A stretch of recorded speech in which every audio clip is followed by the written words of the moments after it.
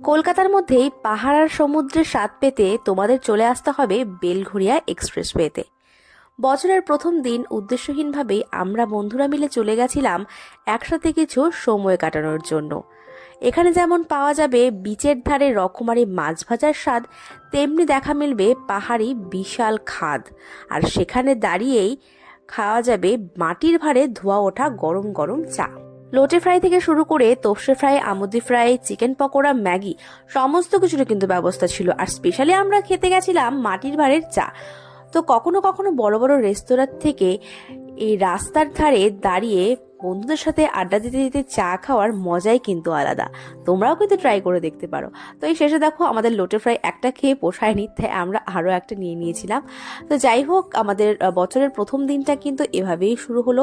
তোমাদের ভিডিওটা কেমন লাগলো অবশ্যই কমেন্ট করে জানিও, আর ভালো লাগলে লাইক কমেন্ট করতে ভুলো না। টাটা। কলকাতার মধ্যেই পাহাড় আর সমুদ্রের স্বাদ পেতে তোমাদের চলে আসতে হবে বেলঘরিয়া এক্সপ্রেসওয়েতে। বছরের প্রথম দিন উদ্দেশ্যহীনভাবেই আমরা বন্ধুরা মিলে চলে গেছিলাম একসাথে কিছু সময় কাটানোর জন্য। এখানে যেমন পাওয়া যাবে বিচের ধারে রকমারি মাছ ভাজার স্বাদ, তেমনি দেখা মিলবে পাহাড়ি বিশাল খাদ। আর সেখানে দাঁড়িয়েই খাওয়া যাবে মাটির ভাঁড়ে ধোয়া ওঠা গরম গরম চা।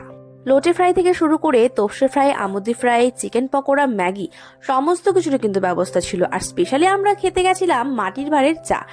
তো কখনো কখনো বড় বড় রেস্তোরাঁ থেকে এই রাস্তার ধারে দাঁড়িয়ে বন্ধুদের সাথে আড্ডা দিতে দিতে চা খাওয়ার মজাই কিন্তু আলাদা।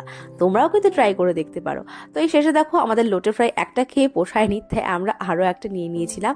তো যাই হোক, আমাদের বছরের প্রথম দিনটা কিন্তু এভাবেই শুরু হলো।